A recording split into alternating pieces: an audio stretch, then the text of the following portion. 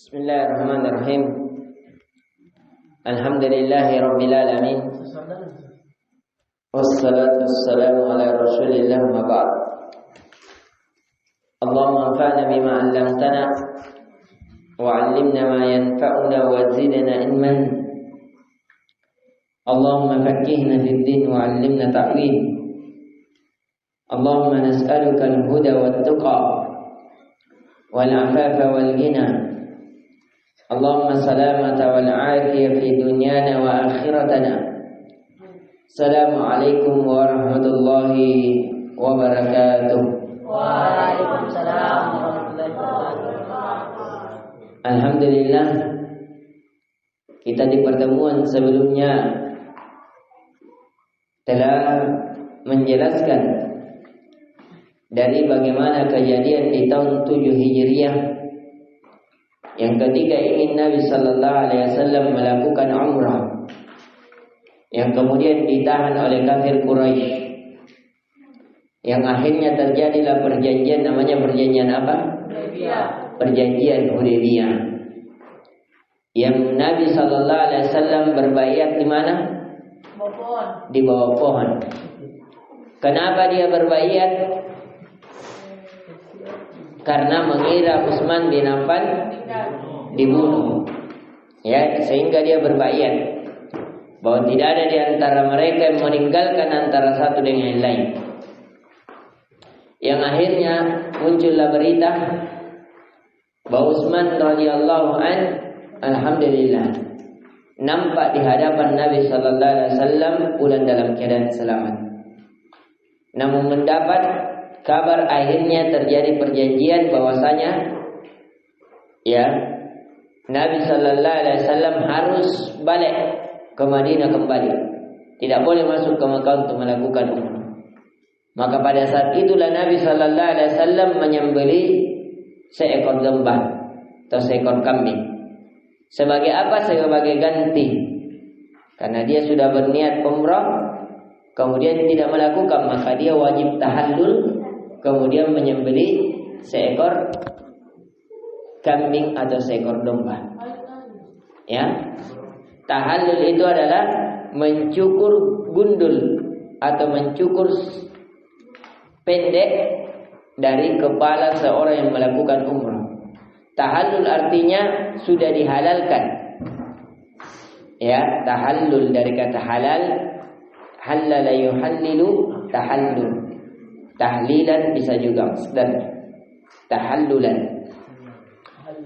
Ya, jadi itu yang dilakukan Nabi. Akhirnya Nabi pulang kembali dan berencana di tahun depan untuk melakukan umrah. Kemudian alhamdulillah setelah itu kita juga telah menjelaskan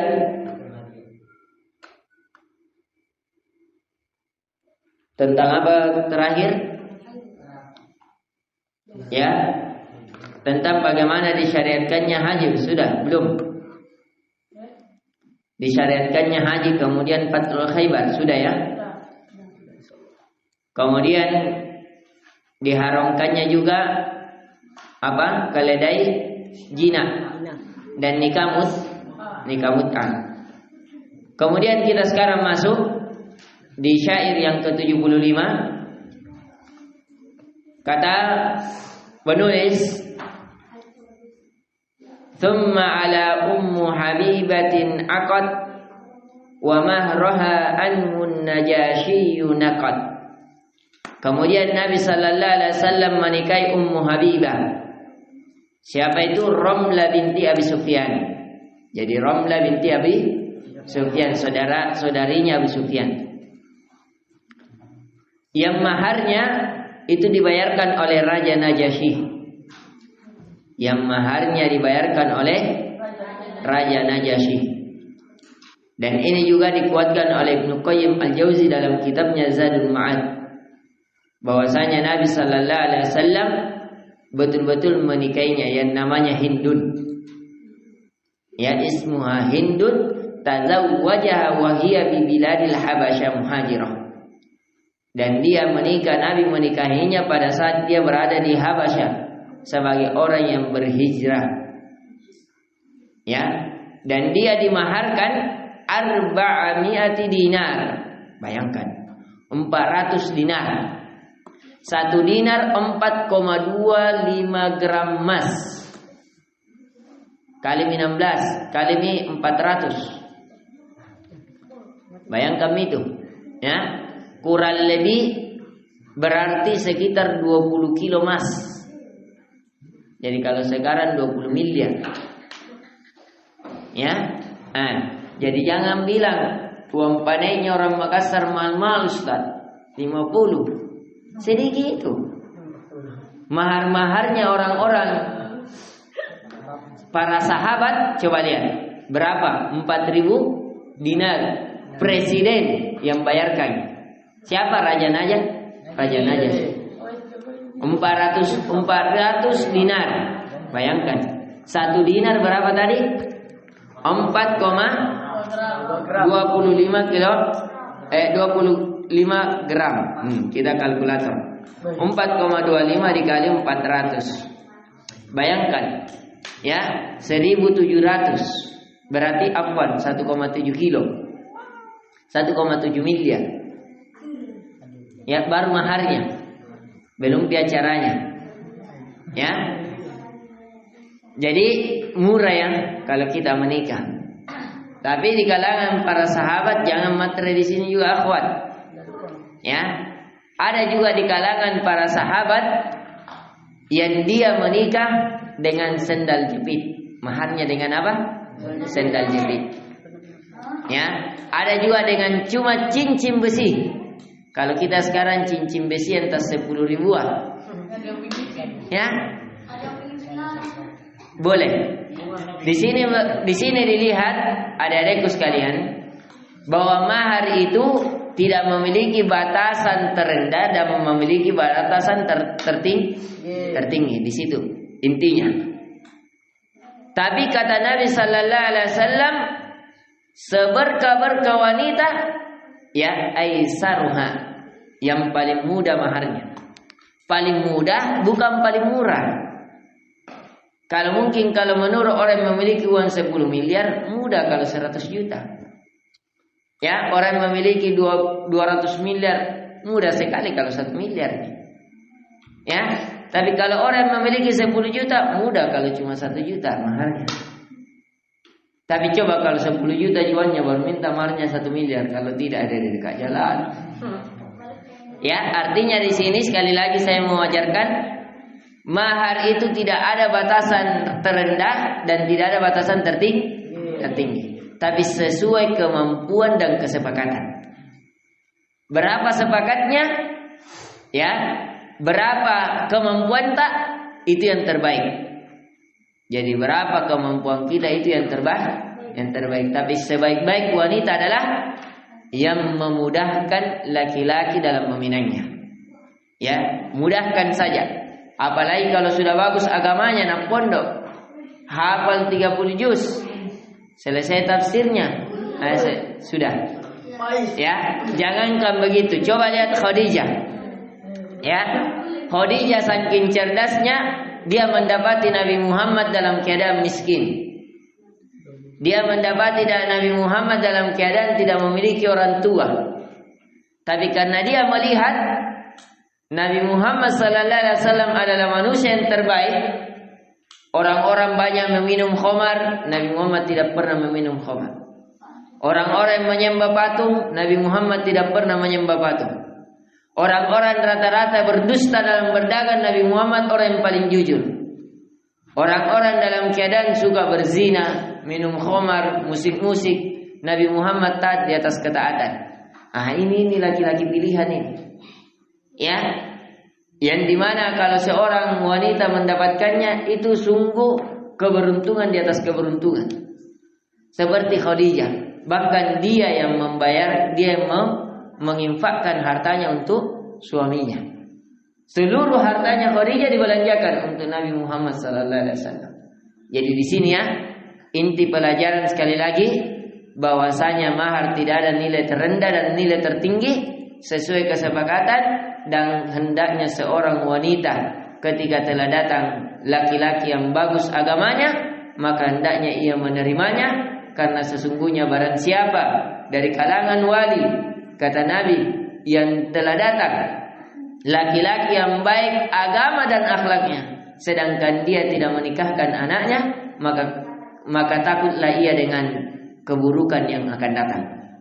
Ya, itu ancaman dari Nabi Sallallahu Alaihi Wasallam bagi seorang wali yang mempersulit seorang lelaki yang telah memiliki agama dan akhlak. Jadi di sini ya, jadi tadi ini siapa? Siapa yang dinikahkan oleh Raja Najasyi? Ummu Habibah. Yang namanya siapa? Romlah binti Abi Sufyan. Yang dimana maharnya berapa? 400 dinar. Ya, ditulis. Ya. Kisah Ummu Habibah. Kisah menikahnya Nabi dengan kisah Ummu Habibah. Kisah Ummu Habibah. Satu hal yang penting, dimaharkan dengan 400 dinar. Dimaharkan dengan 400 dinar. Dalam kurung 1,7 kilo. 1,7 kilogram kg. Jadi kalau sekarang ini 1,7 miliar yang dibayarkan oleh Raja Najasyi. Ya, yang dibayarkan oleh Raja Najasyi.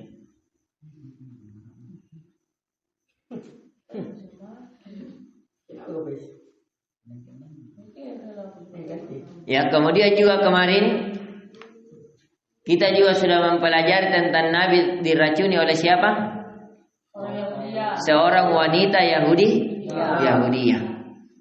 Dengan dikirimkan apa? Dihadiahkan sop kambing atau kambing bakar. Pelajaran yang bisa dipetik bahwasanya sedekah haram untuk Nabi, sedangkan hadiah dihalalkan untuk Nabi Sallallahu Alaihi Wasallam. Sofia juga kita telah menjelaskan, ya sudah jelaskan kita Sofia. Kemudian juga kedatangan Ummu Habibah kita juga sudah jelaskan di bait syair yang 77. Datangnya Ummu Habibah berhijrah bersama orang-orang yang telah berhijrah di Abasyah. Kemudian juga keislamannya Abu Hurairah sudah kita jelaskan. Kemudian adanya umrah qada, Nabi mengqada umrohnya di tahun depannya. Di sini yang terakhir yang kita jelaskan sebelumnya. Kenapa saya jelaskan dari pelajaran sebelumnya agar ada ketersambungan di video kita. Ya, untuk di pembelajaran bahwasanya ya, dan sekaligus untuk merojaah bagi kita. Fadal Fatir. Kemudian diperhatikan di bait syair ke-79, warrusla fil muharram arsalahum fil muluki fa'lam. Kemudian Nabi Sallallahu Alaihi Wasallam yang mengirim utusan-utusan di bulan Muharram, ya, kepada siapa? Ya, dengan 4 al-hurum min syuhur al-batil hurum. Dia kirim ke mana? Arsalahum ilal muluk. Dia mengirim kepada para raja-raja. Fa'lam, ketahuilah. Jadi di sini Nabi Sallallahu Alaihi Wasallam mulai mengirim surat ke raja-raja yang ada di sekitar Arabia untuk mengajaknya untuk masuk ke dalam Islam. Di antara yang dia kirimkan surat, jadi dia kirimkan di antaranya ke Mesir, Iskandaria. Wa uhdiyat Mariyatul Qibtiyah fihi wa fi thaminatis sariyah. Jadi Nabi Sallallahu Alaihi Wasallam dihadiahkan Maria Al-Qibtiyah. Qibtiyah ini adalah seorang budak dari Mesir.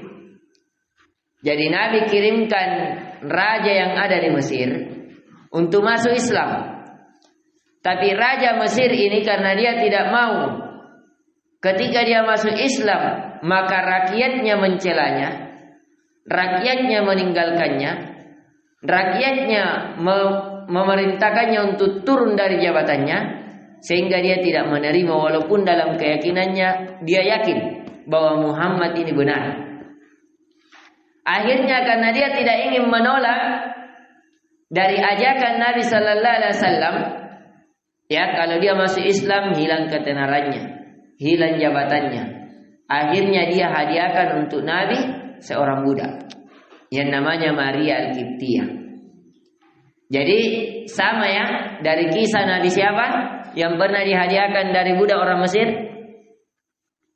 Nah, Nabi Ibrahim alaihissalam. Siapa budaknya? Hajar. Siapa yang diberi pada saat itu? Ya, yang diberi Sarah. Kemudian Sarah menghadiahkan kepada Nabi Ibrahim alaihissalam. Yang kemudian Nabi Ibrahim ketika dia jadi budak, dia dinikahi oleh Nabi Ibrahim dengan apa? Maharnya dibebaskan menjadi tidak jadi budak lagi tapi menjadi istri.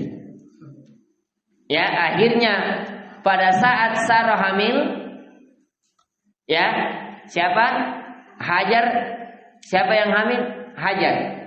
Sarah pada saat hamil Hajar, timbullah kecemburuan. Karena dia sudah lama tidak hamil-hamil, sedangkan Hajar baru dinikah oleh Nabi Ibrahim hamil. Akhirnya timbul kecemburuan, akhirnya Hajar dikirim ke Mekah dan Sarah tetap di negeri tersebut. Yang saya lupa nama negerinya, tapi ada cerita kita di Safari Dakwah di kisah Nabi Ibrahim alaihissalam. Kita kisahkan dari awal lahirnya Nabi Ibrahim sampai wafatnya. Ya, di sini. Jadi sama kisahnya ya. Inti pelajarannya bahwasanya di antara kebiasaan orang-orang Mesir adalah memiliki sifat karamah, sifat yang dermawan. Jadi orang-orang Mesir memang sampai sekarang itu terkenal. Sampai sekarang. Bahkan salah satu dosen kami, yang saya lupa namanya, dia belajar di Mesir 18 tahun. Dia di Mesir itu satu-satunya orang Indonesia yang lulus di fikih perbedaan mazhab. Ya, sampai dia menguasai 7 perbedaan mazhab. Orang Bone sempat mengajar kami di Ma'had Albir. Saya lupa namanya, hafizallahu ta'ala. Beliau itu semua kitabnya Imam Syafi'i beliau miliki. Sampai kurang lebih 1 masjid dia punya kitab, semuanya kitabnya Imam Syafi'i. Jadi dan dia kuat sekali menghafal. Itu rahimahullah ta'ala. Saya lupa Ustaz Aswar. Namanya beliau Ustaz Aswar. Beliau ini hafizallah ta'ala luar biasa sekali ilmu fikih muqarananya. Dan di antara yang beliau bicarakan adalah bagaimana kemuliaan kedermawanan orang-orang Mesir. Beliau katanya kalau di Mesir sudah belajar di kampus karena beliau bawa istrinya ke sana, bawa anaknya, bawa mamanya dan kuliah di sana selama 18 tahun. Bayangkan, 18 tahun bukan waktu sedikit. Beliau sampai doktor di sana. Tapi beliau itu sangat akrab dengan kita walaupun ada gelar doktornya, tapi seakan-akan dia tidak memiliki gelar doktor. Seperti Ustaz biasa orangnya. Ya, memain sama kita padahal ini doktor dia jinjung. Sama dengan Dr. Aswar ini. Di antara yang dia bicarakan kata beliau, kalau beliau belajar di masjid, menghafal banyak di kalangan orang-orang Mesir, ada memang satu-satu masjid, kalau ada orang belajar di situ dia dikasih uang. Ya dikasih mata uang Mesir. Dan saya lupa. Kalau kita sekarang ya dikasih 100, 200. Sama di Madinah ya. Di Madinah saya merasakan. Itu syekh-syekh. Dan itu kebiasaan orang Arab. Orang Arab memang dia dermawan sekali. Maka dari itu pantaslah Nabi sallallahu alaihi wasallam memiliki sifat begitu. Karena memang sudah tabiat orang Arab. Orang Arab itu kalau kita makan di rumahnya semakin banyak dimakan, semakin dia senang. Beda orang Indonesia. Semakin banyak dimakan dan dia balala, malah si Andrea. Padahal dia yang menghidangkan kita. Kalau orang Arab, Allah Akbar. Justru dia tidak senang kalau kita tidak habisi. Mubadzir. karena paham agama. Ya, kemudian dia paham bahwasanya sedekah itu tidak mengurangi harta. Orang Arab Allahu Akbar. Kalau dia bersedekah tidak setengah-setengah. Ya, betul-betul nak kasih semua. Ya, dan saya jadi saksi. Kita itu di Madinah itu belajar, duduk di syekh. Suka selalu kalau sudah belajar, syekh itu cium kita punya kening. Ya, memang di sana itu kalau kita sekarang jabat tangan, adabnya berbeda ya. Adab dan adat kebiasaan itu berbeda. Kalau kita orang Indonesia, caranya menghormati guru dengan apa? Dicium tangannya baru dia tunduk kalau mereka marah. Kalau begitu. Caranya dicium keningnya. Atau aku cium pipi kiri kanan. Begitu memang adabnya. Ya, dan itu adab para sahabat. Pernah Ibnu Abbas, jadi kita itu dicium keninta. Ya, atau kepala tak disapu baru dicium. Kalau kita orang Indonesia pegang kepala anak, nah tampilin kok. Nah bilang lupa totai. Kalau orang Arab tidak. Kalau dipegang kepalanya, itu dia menganggap kasih sayang. Ya, jadi seorang syekh itu selalu begitu. Salah satu guru saya, Dr. Abbas, Hafizallah Ta'ala, yang beliau guru hadis saya. Saya mengambil sanad Sahih Bukhari dan Muslim sama beliau. Itu setiap saya datang, ya, hadalah usyad. Baru dia cium kening saya. Ya, sampai saya belajar kitab hadis saja, kitab hadis tingkatan, temannya bilang, "Syekh, jangan dulu ini. Terlalu tinggi pelajarannya." Saya bilang tidak. Anak syariah ini, anak syariah. Karena saya itu jelaskan dulu biografi saya. Ya, jadi tingkatan di situ belajar memang kita diuji. Tapi ketika dia tanya-tanya saya jawab, alhamdulillah. Akhirnya saya dibebaskan untuk mempelajari kitab yang agak tinggi itu, yaitu kitab yang saya pelajari kemarin, kitab hadis tingkatan.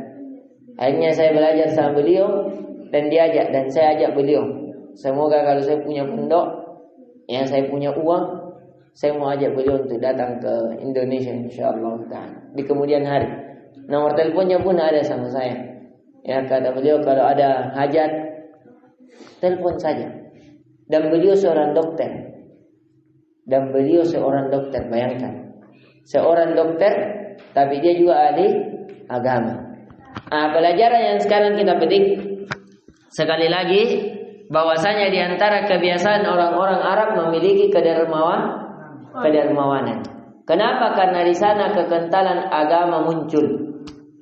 Ya, kalau orang beragama, insya Allah sifat dermawan akan ada di dalam dirinya. Ya, kenapa? Cara pola pikirnya berbeda. Mereka itu kita bersedekah akan menumbuhkan harta. Beda dengan kita karena kita dicengkoki dengan pikiran, ya, pikiran ekonomi barat, yaitu menabung pangkal kaya. Padahal itu salah. Ya, sedekah pangkal kaya. Yang benarnya adalah sedekah pangkal kaya. Kemudian kita akan mempelajari lagi limu'tatis sarat fihi siyam.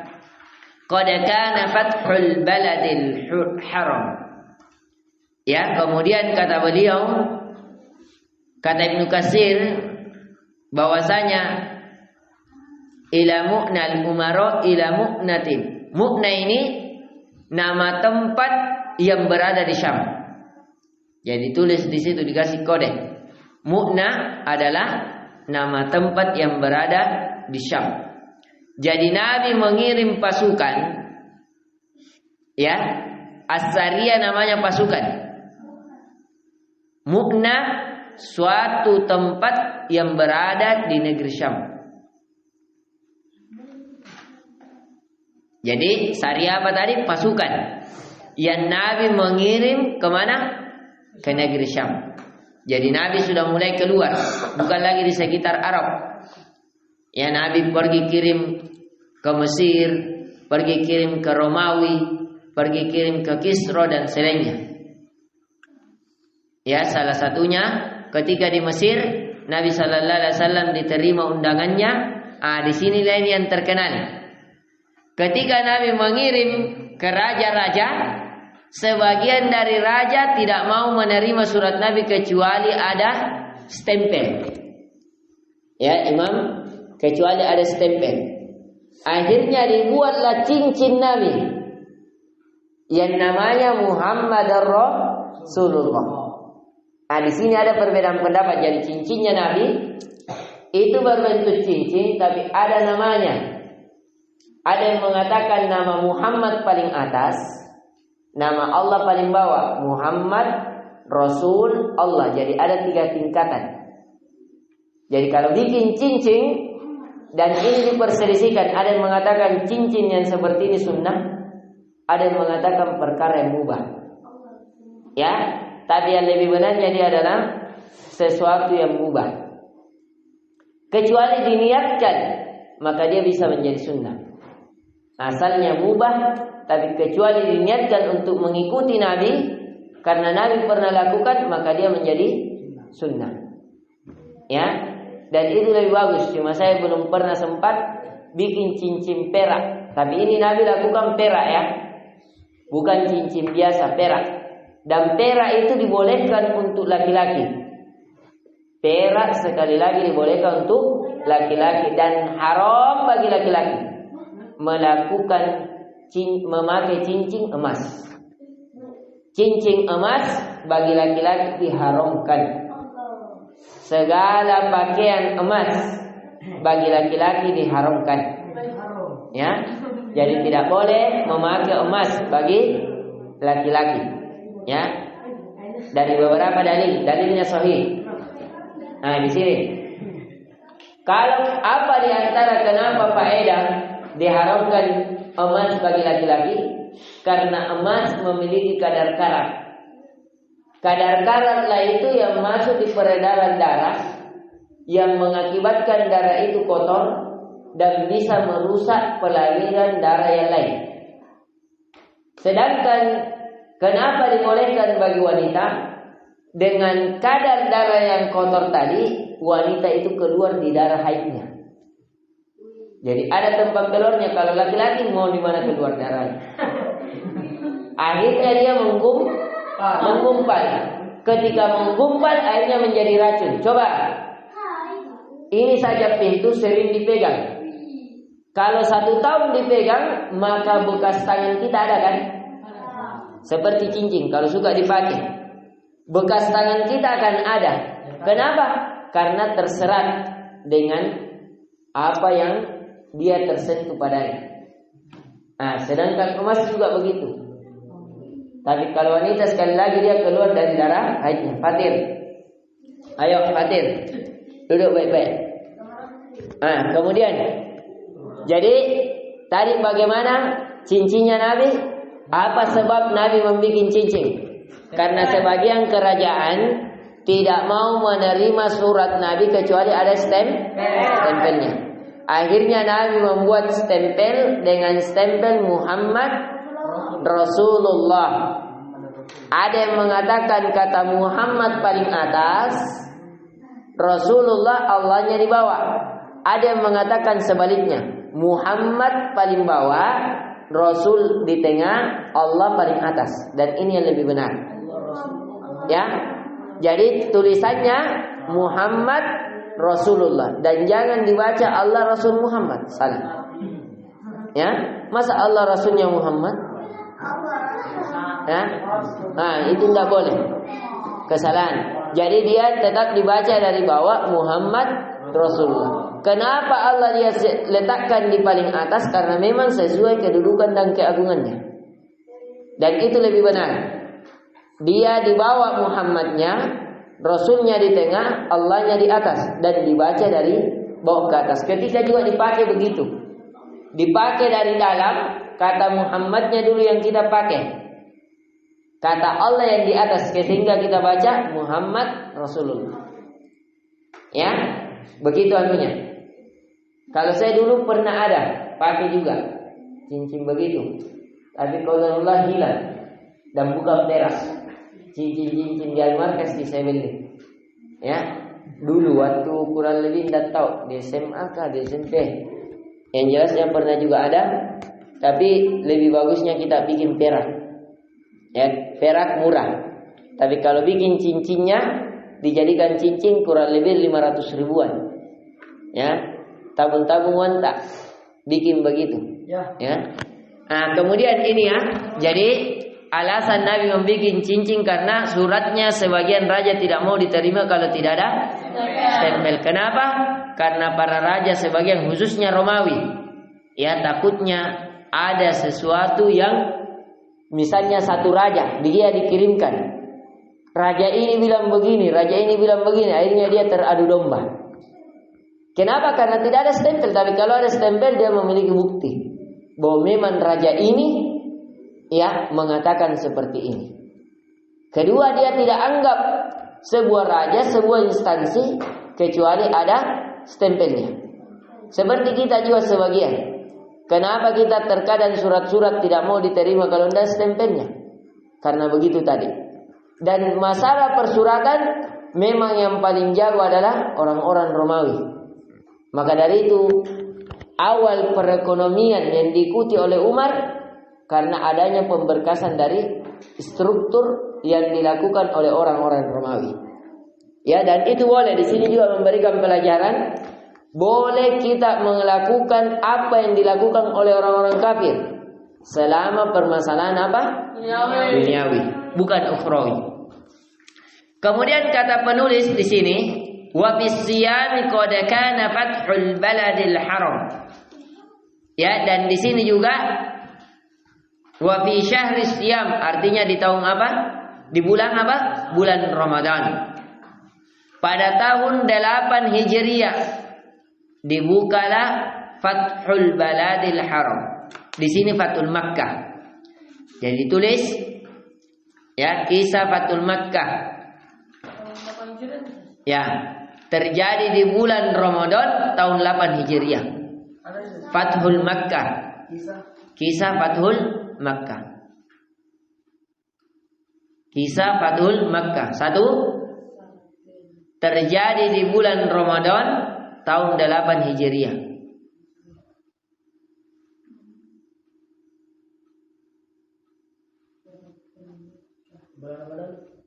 Delapan Hijriah.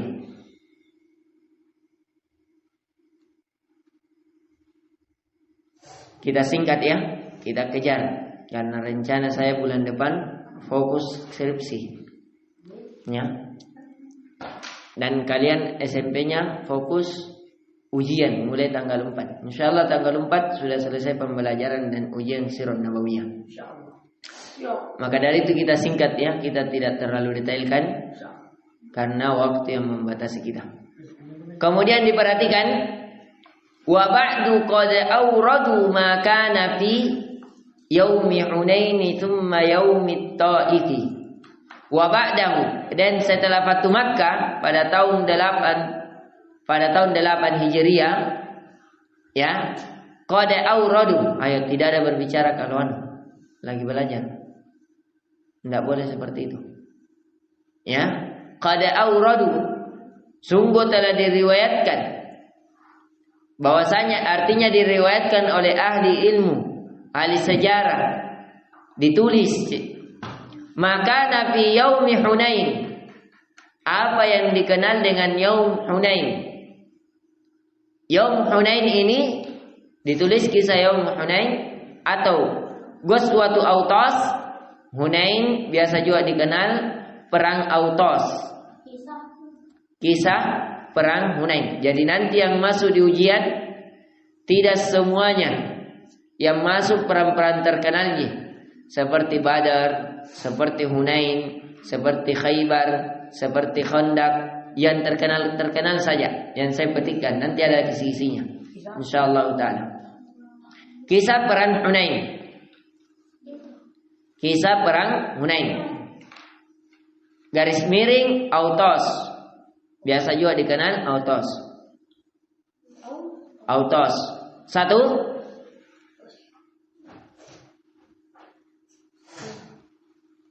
terletak di Mekah. Terletak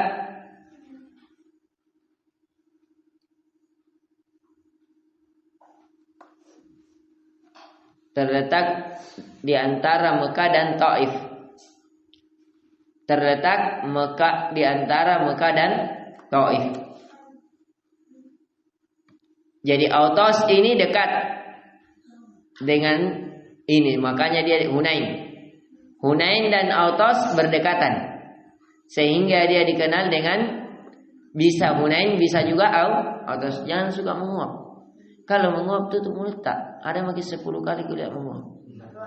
Ya, kalau menguap kayak begitu tutup mulut dan jangan mengatakan ha. Idza qala ha dohikot syaitan.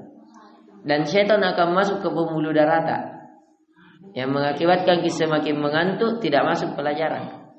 Ya. Nah itu. Kalau mengantuk ini juga resep mengantuk dalam belajar. Kalau mengantuk pindah tempat ya, itu anjuran Nabi. Pindah tempat ke samping. Kalau masih mengantuk pergi berudu. Kalau masih mengantuk pergi ke sholat. Ya, begitu resepnya Nabi. Kemudian ayo diperhatikan lagi. Jadi Ghazwatul Hunain dikenal juga Ghazwatul apa? Autos. Dia terletak di antara Mekah dan Taif. Taif ini nanti kalian itu Taif salah satu kisahnya apa yang pernah Nabi dilempari ketika ingin berdakwah. Kemudian Taif ini ketika kalian berumrah pasti akan berjalan-jalan di situ. Ya, kalian akan tetap ke Taif. Kenapa? Karena di Taif itu juga banyak tempat berbelanja dan di situ ada sejarah Nabi yang kalian perlu lihat. Di tempat Nabi sallallahu alaihi wasallam dilempari oleh anak-anak kecil. Ketika Nabi diusir di Mekah, Nabi pergi ke Taif dulu untuk mengajak mereka masuk Islam.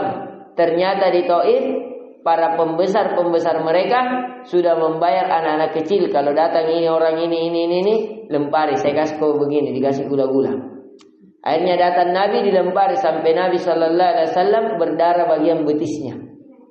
Ya, berdarah. Disitulah bersama, kalau saya tidak salah ingat, bersama Ibnu Mas'ud, Abdullah bin Mas'ud, atau bersama Al-Ghifari, Allahu a'lam, saya lupa.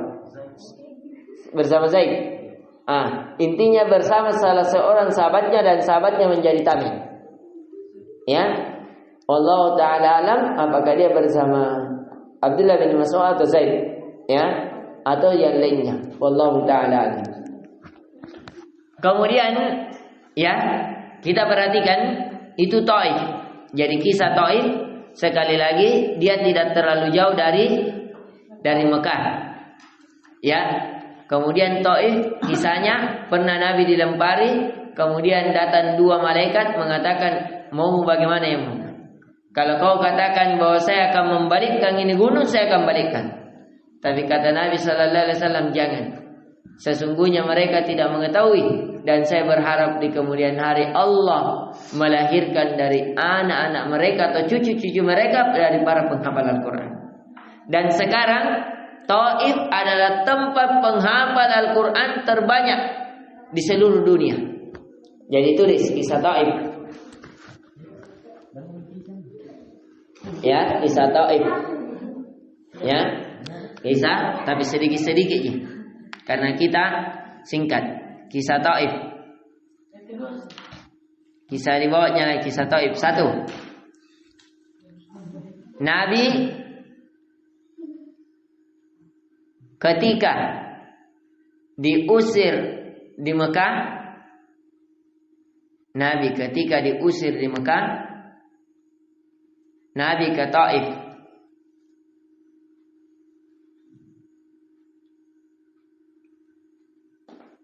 Untuk mengajak orang-orang Taif agar masuk Islam. Untuk mengajak orang-orang Taif untuk masuk ke dalam Islam. Namun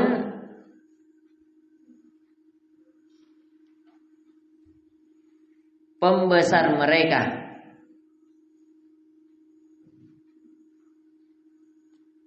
membayar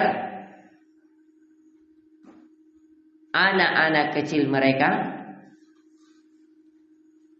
untuk melempari Nabi.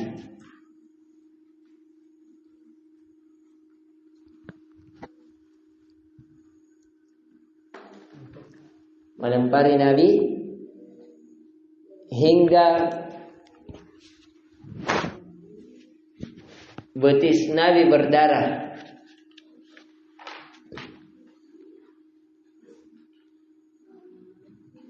Kalau tidak salah, ingat juga termasuk bagian giginya Nabi Sallallahu Alaihi Wasallam. Tapi jangan ditulis dulu itu, karena saya lupa ingat. Ya, jadi yang kedua dari kisah Taif,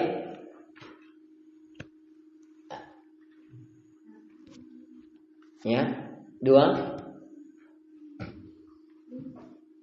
datangnya malaikat penjaga gunung. Datangnya malaikat penjaga gunung yang siap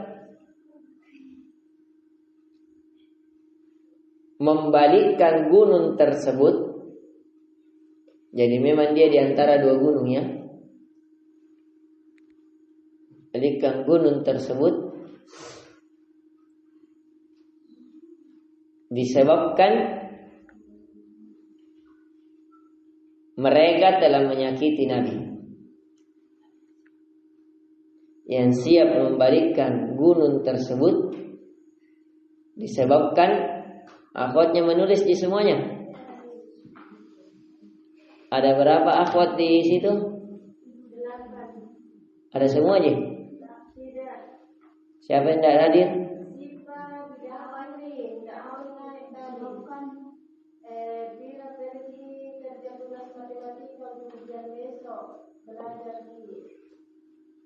Kalau yang lain, apa Salmia? Maksudnya kenapa matematikanya?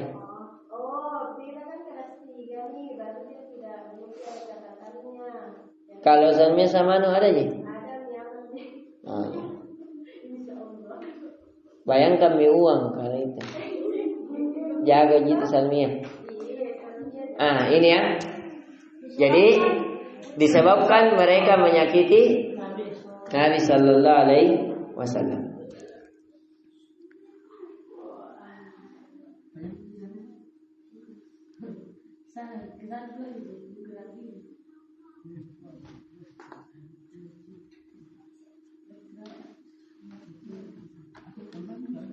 Ya. Jadi yang ketiga dari kisah Taif,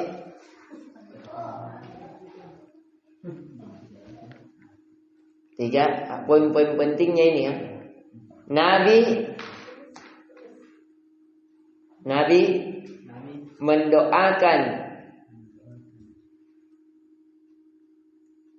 mereka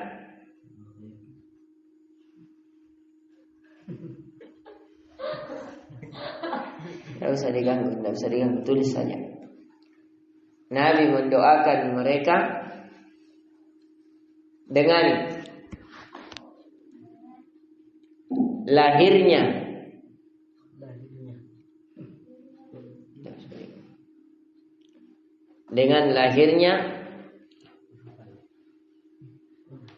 dari generasi mereka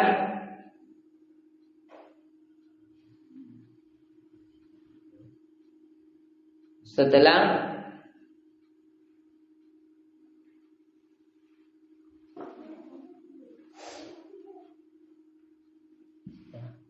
dilempari batu. Jadi Nabi mendoakan mereka, ya, agar lahir di generasi mereka setelah dilempari batu menjadi para penghafal Al-Quran. Para penghafal Al-Quran.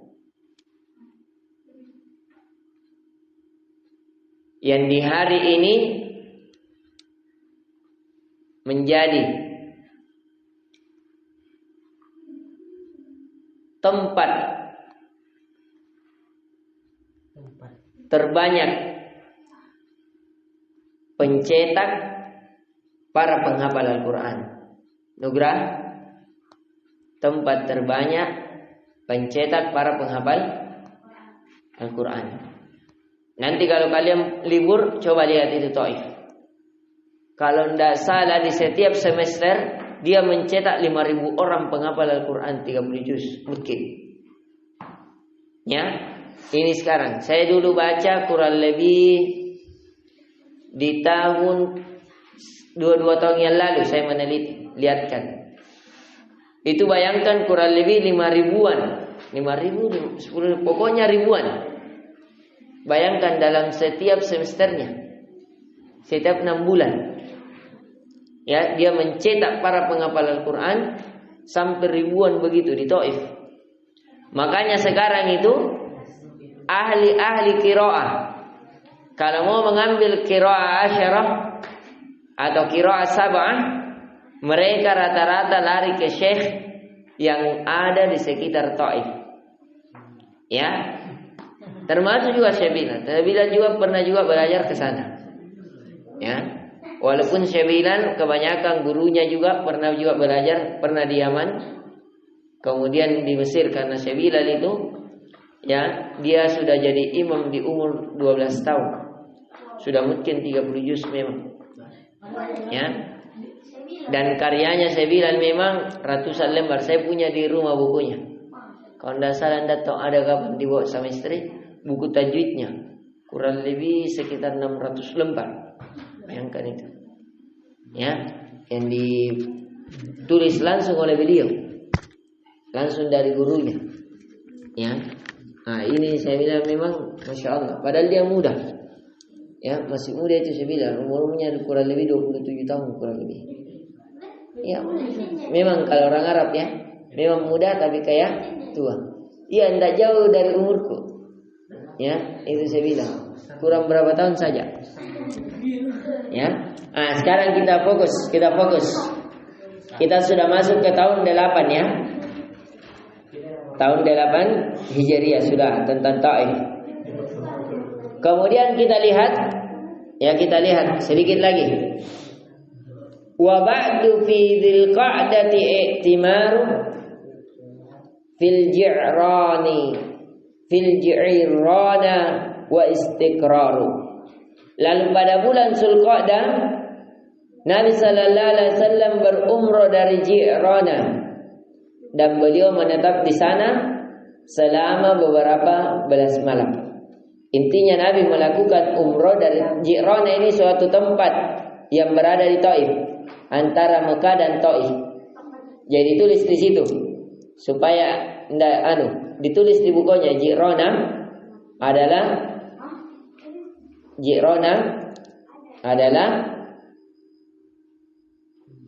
suatu tempat yang berada di antara Mekah dan Taif.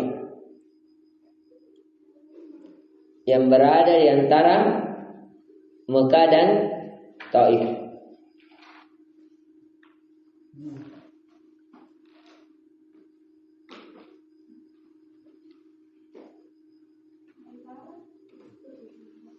Yang berada di mana? Mekah dan Taif. Ya. Kemudian wa bintuhu Zainabu matat thumma maulidu Ibrahim fiha hatma. Kemudian meninggalnya anak Nabi yang bernama Zainab. Matat thumma. Ya, meninggalnya anak Nabi yang bernama siapa? Zainab. Zainab ini anak tertua Nabi sallallahu alaihi wasallam. Anak tertuanya Nabi sallallahu alaihi wasallam. Maulidu Ibrahim fiha hatma. Kemudian lahirnya Ibrahim ya fiha hatma, tepat pada tahun ini juga. Jadi di situ di tahun yang sama, di tahun berapa ini? 8 Hijriah. Meninggal anaknya Nabi yang bernama Zainab. Di situ juga tahun kelahiran siapa? Ibrahim. Dari istrinya siapa ini? Maria Al-Qibtiyah. Ya. Jadi Nabi di sini tahun ada kesedihan, ada kegembiraan. Walaupun kalau guru saya menolak adanya kata kalimat kesedihan pada Nabi. Karena Nabi orangnya tidak pernah bersedih. Karena dia orang yang paling menerima apa? Takdir dan musibah. Ya, makanya guru saya, salah satu guru saya, Ustaz Zulkarnain hafizallah taala, beliau menolak yang namanya, ya, kalau ada istilah di Sirah Nabawiyah namanya Yaumul Hazan, tahun atau Sanatul Hasan atau Ammatul Hasan, ya, tahun kesedihan. Karena tidak ada bagi Nabi tahun kesedihan. Walaupun secara manusiawi bisa jadi ada. Ya. Jadi inti pelajaran yang bisa kita petik, meninggalnya Zainab dan lahirnya Ibrahim. Ini Nabi Ibrahim. Kenapa Nabi memberikan nama Ibrahim? Karena Nabi termotivasi dengan kakek buyutnya, yaitu Nabi Ibrahim alaihi salam.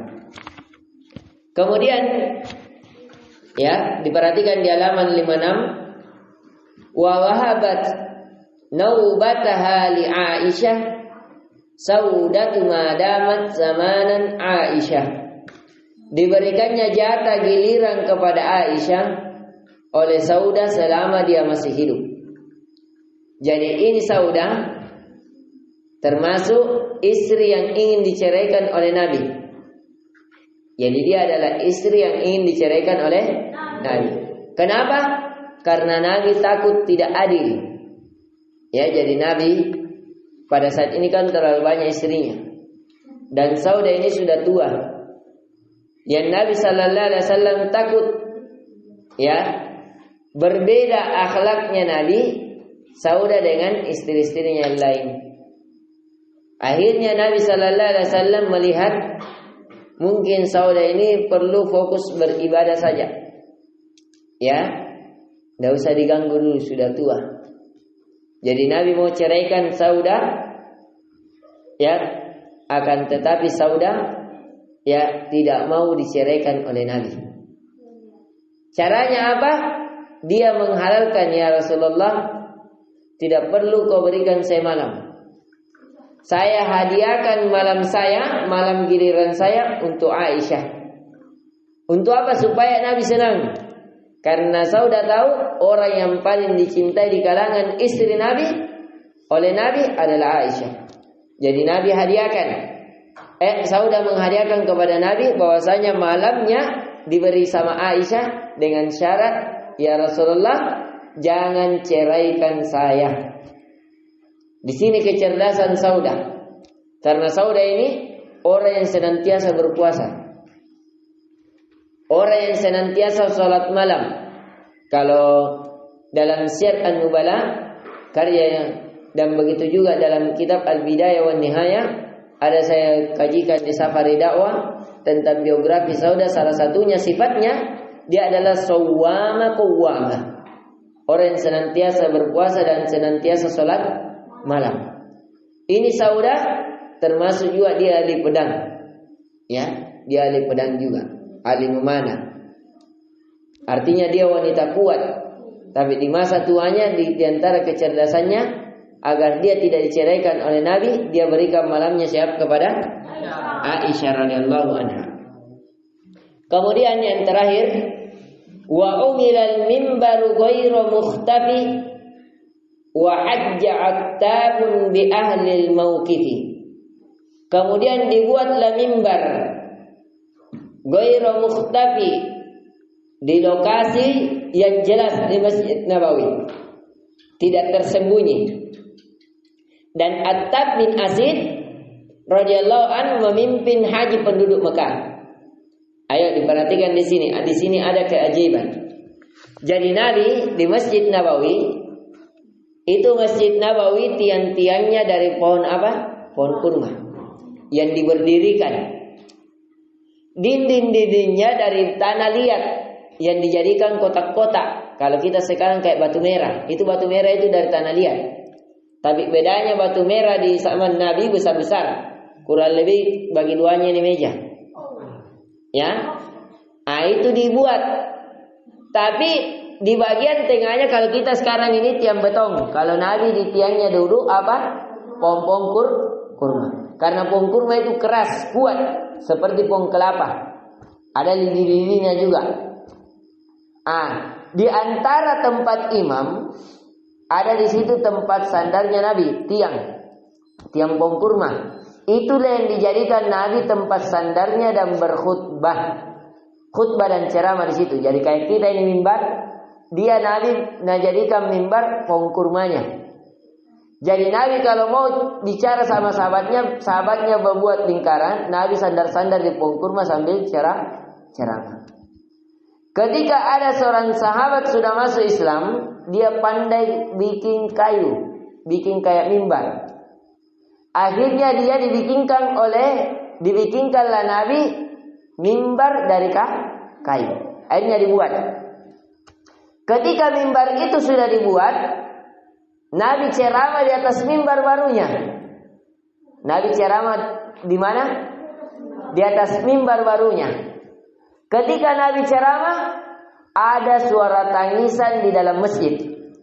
Tangisan seperti orang yang kehilangan. Yang akhirnya Nabi diam. Akhirnya semua ini sahabat diam dan mencari di mana tangisan itu. Yang ternyata dilihat yang menangis adalah pohon kurma tadi. Ya, kenapa dia menangis? Karena dia ditinggalkan oleh Nabi. Yang biasanya Nabi sandar-sandar sama dia, sekarang dia tidak sandar-sandar lagi. Bayangkan ya, bagaimana Nabi betul-betul rahmatan lil alamin. Ya, pohon kurma saja menangis dan berpisah dengan Nabi. Bagaimana dengan seorang mukmin yang merasa memiliki keimanan? Dan ini di tahun-tahun perpisahan dengan Nabi, kenapa kita tidak ada seperti gairah-gairah? Ya, rasa-rasa sedih berpisah dengan Nabi Sallallahu Alaihi Wasallam. Jadi pohon kurma di sini akhirnya menangis. Akhirnya Nabi turun dari mimbarnya, ya, dan mengatakan, diam. Ya, nanti ya kau akan menemaniku di surga. Jadi Nabi janjikan bahwasanya nanti di surgaku salah satu kebun dari kebunku di pohonku adalah engkau. Diam saja. Ya, akhirnya dia diam. Ya, akhirnya Nabi lagi naik ke mimbar dan akhirnya Nabi Sallallahu Alaihi Wasallam melanjutkan apanya? Ceramahnya kepada sahabatnya. Di sini memberikan pelajaran, adik-adikku sekalian. Ada beberapa keimanan yang kita mengambil pelajaran di sini. Dipetik oleh para ulama satu, bahwasanya di sini bukti tentang adanya hari kiamat. Ya. Yang kedua, bahwasanya segala sesuatu yang ada di sekitar kita itu akan menjadi saksi atas perbuatan kita. Bahkan diri kita. Maka jangan pernah bermaksiat. Walaupun kita di dalam kamar tidak ada yang lihat, di kamar mandi tidak ada yang lihat, sembarang kita ayalkan, ketahuilah sabun akan menjadi saksi, timba akan menjadi saksi, air akan menjadi saksi, tiang rumah akan menjadi saksi, pintu rumah akan jadi saksi, pakaian yang tergantung akan jadi saksi. Semuanya akan jadi saksi atas apa yang kita lakukan. Ini karpet, ini kursi, ini mic, ini kipas, ini buku, ini semuanya akan jadi saksi. Ya Allah, saya dulu dimanfaatkan untuk belajar oleh fulan bin fulan. Ya Allah, saya dulu begini ya Allah. Ya Allah, ya terus. Ya, yang keempat yang bisa diambil pelajaran, hendaknya kita bersedih dengan perpisahan Nabi. Karena musibah, kata para ulama, musibah yang terbesar yang menimpa kaum muslimin bukan musibah ketika ia kehilangan hartanya, bukan musibah ketika ia kehilangan orang tuanya, bukan musibah ketika rumahnya kebakaran, bukan. Tapi musibah yang terbesar, kata para ulama, yang menimpa kaum muslimin adalah ketika ia berpisah dengan nabinya. Itu adalah musibah terbesar dalam kehidupan seorang hamba, yaitu ketika Nabi Sallallahu Alaihi Wasallam sudah diwafatkan. Ya, jadi ini pelajaran yang bisa kita ambil pelajaran. Sekali lagi adik-adikku sekalian, bahwa mimbar ini saja, pohon kurma saja menangis berpisah dengan Nabi Sallallahu Alaihi Wasallam dan tidak mau berpisah dengan Nabi. Akhirnya dia tenang ketika diberikan kabar gembira bahwa dia akan menyamai Nabi di mana? Di surga kemudian hari. Yang semoga juga kita termasuk yang digolongkan orang-orang yang dimasukkan ke dalam surga firdausnya, innahu waliyudzalika wal qadiru alaih. Kemudian kata beliau, wa hajja attabun bi ahlil mauqif. Kemudian dijadikanlah Attab bin Asid, ini nama orang, sebagai pemimpin haji di penduduk Mekah. Alhamdulillah kita telah menghatamkan di tahun 8 Hijriah. Insyaallah taala di pertemuan selanjutnya 9, 10, 11 kurang lebih 3 kali pertemuan. Kemudian kita hatamkan 3 atau 2 kali pertemuan. Kita hatamkan, kemudian meninggallah Nabi kita sallallahu alaihi wasallam yang semoga kita seluruhnya ya dicatatkan sebagai orang-orang yang mencintai Nabi sallallahu alaihi wasallam, dan semoga kita seluruhnya dicatatkan dengan kita mempelajari sirah nabawiyah, kita bisa menjadi pedoman dalam hidup kita. Innahu walidzalika wal qadiru alaih.